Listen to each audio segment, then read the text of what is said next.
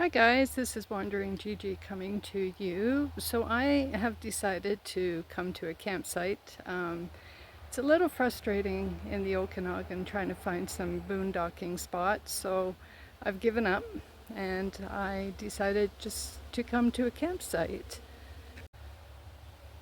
So I'm at Tim's campsite just outside of Vernon, British Columbia. It was $30 a night, and this is my campsite. Let's see if I can, no. So, got the awning out and everything set up, and I am actually going to start cooking. Alright, here we go. So, I like to cook, I think. I've said that a few times. So on Amazon I bought this. It's Omnia and it's from Sweden. And because in a camper I do not have an oven, so everything is fried and I get sick of frying. So this is 3-part system. It was $99 Canadian. So this goes on your element. This is your baking, and it sits on here, and then you have the lid. So as I've said before, every once in a while I cook vegetarian. So I'm making, I have no idea, but I have tofu. I have pork chops, but they're frozen. So I'm going to be using tofu because, to be quite honest, this is kind of unexpected. I wasn't expecting to be at a campsite. So I am putting zucchini, carrot, pepper, because that's pretty much all I have. Oh yeah, and potato with tofu, and I'm going to bake it all together and see what happens. This is the first time I have used this, so I'm not too sure if it's worth the money as of yet. I will let you know. Also too, the lid does have little holes and for steam, but and I'll see if I like it. There is something that you can purchase for a thermometer, so you can, I don't think it punctures the meat, it's just the internal pan. So I'm going to wash up and cut the vegetables and put them in the pan. This needs to be greased, so you have to fully grease this. So I'm going to do all this and then I'll be back. One of the other things I wanted to show you, I bought this. I was in Alaska, and it is a set. Ulu, something like that. So it's for chopping. It's the best invention. I did not buy a knockoff. I bought the real deal. And for cutting vegetables, it's such a great invention. It's indented. I think you can see that. And so when you chop, everything stays within the center. And it's great. I love it. I use it every day. Just about every time I cook, I use it. I think you can see. I just wanted to show you. So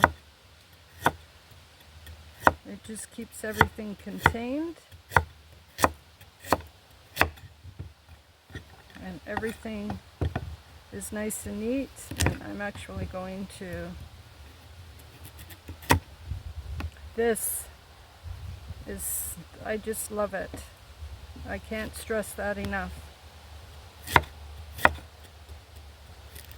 It's the best invention. And because it is a knockoff, there's a lot of knockoffs, rather. I didn't buy one because this makes all the difference. And so when you're dicing, I'm not dicing, you just chop and you can rock it back and forth. It's fantastic. If you ever get the option to purchase one, I highly recommend it. All right, so it is on, and trying to figure out which way. So there is a river right behind me, and I spent my afternoon sitting, part of it sitting in the river and sitting by the river. So that's the three part. So one thing that it stresses multiple times is that the contraption, the pan, gets extremely hot. So I have heavy duty oven mitts, and I don't know which spoon is the best, so I'm using this one. I don't know if it'll work or not. You cannot fill it full. They say 2 inches from the top, so I have it about half full. So we'll see what happens. This is, as I said, this is the first time. I've had it for a while. I have missed having a oven in the camper, so I found this online and thought, what the heck.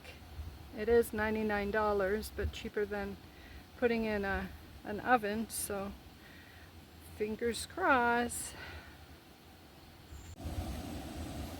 Okay, I'm just going to check to see how it's doing. It's been on for about 10-15 minutes. I have my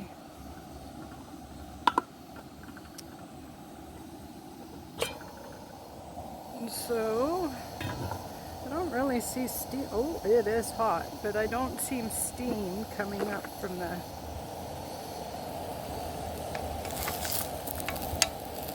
it's not sticking. It's not easy to turn.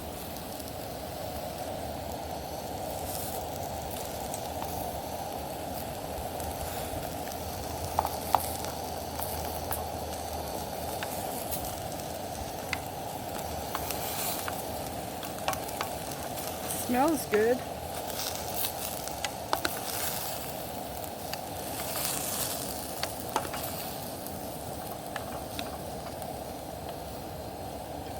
I would say probably about another 10-15 minutes. So I'm going to put the lid back on.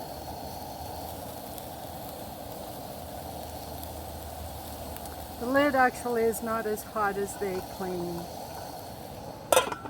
I mean, they stress multiple times how hot the lid gets, but you can, they say you can use this on an induction oven, gas stove, propane.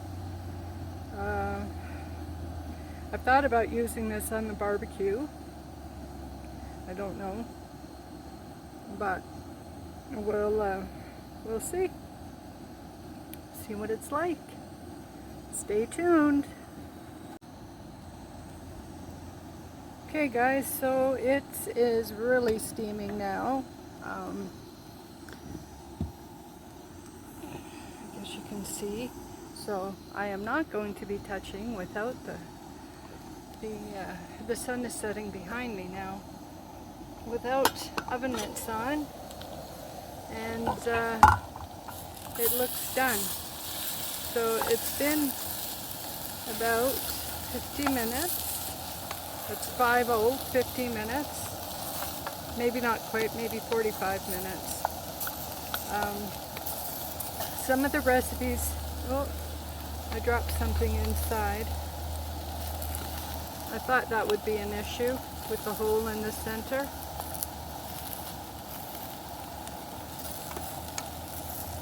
Some of the recipes say 20-25 minutes. I'm going to actually test a potato because that would be the last thing to cook.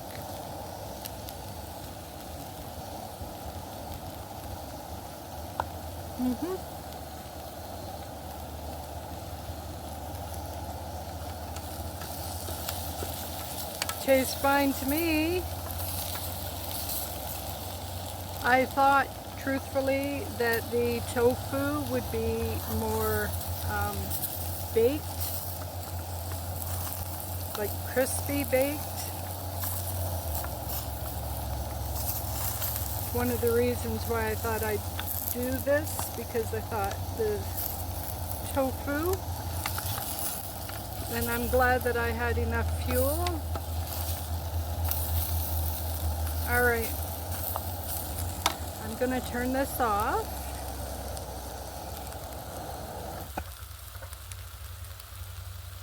And I'm just going to let it sit for a moment.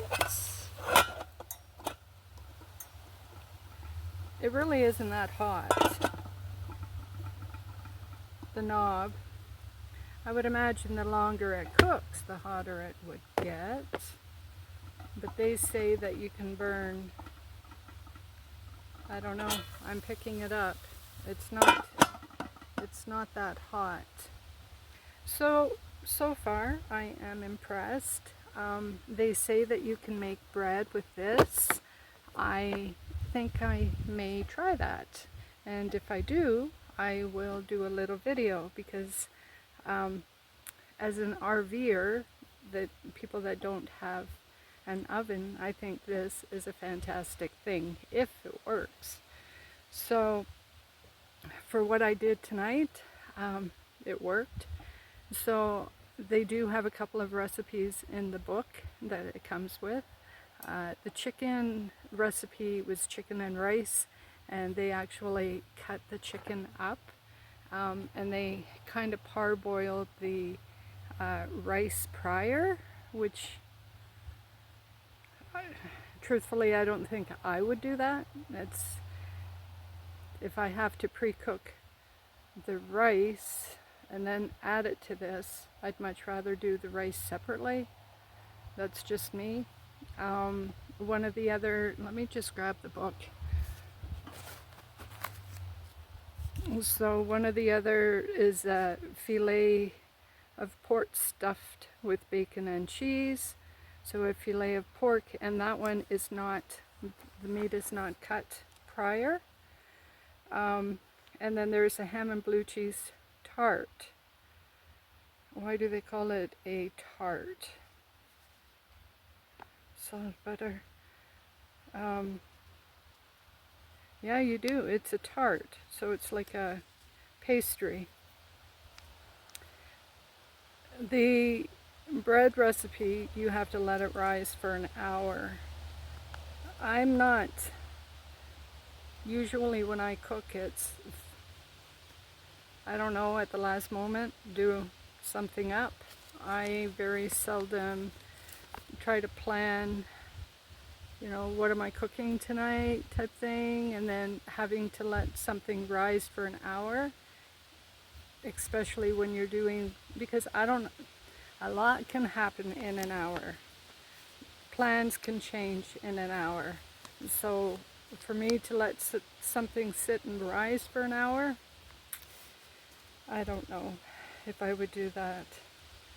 So, but I do have a couple of casseroles that I would like to try, even like a stew maybe, you know, with a little bit of a gravy and your meat, so the meat is cooked like in chunks.